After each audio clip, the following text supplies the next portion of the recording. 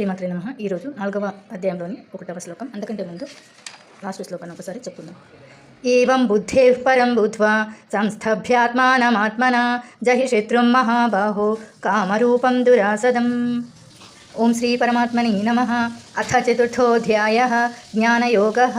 శ్రీభగవానువాచ ఇమం వివస్వతే యోగం ప్రోక్తవానహమవ్యయం వివస్వాన్మనవిప్రాహ మనురిక్ష్వాకవిబ్రవీత్. శ్రీ భగవానువాచ అంటే పరమేశ్వరుడైన శ్రీకృష్ణ భగవానుడు పలికినోను. ఇమం ఈ యొక్క వివస్వతే సూర్య భగవానునికి యోగం యోగశాస్త్రం ప్రోక్తవానః ఉపదేశించాను నేను. అవ్యయం సనాతనమైన వివస్వాన్ సూర్య భగవానుడు మనవే మనువుకు ప్రాహ చెప్పను. మనువు ఇక్ష్వాకవే బ్రవీత్. ఇక్ష్వాకవి అంటే ఇక్ష్వాకునికి. ఇక్ష్వాకుడు ఎవరు? సూర్యవంశపు మొదటి చక్రవర్తి. బ్రవీత్ అంటే బోధించెను.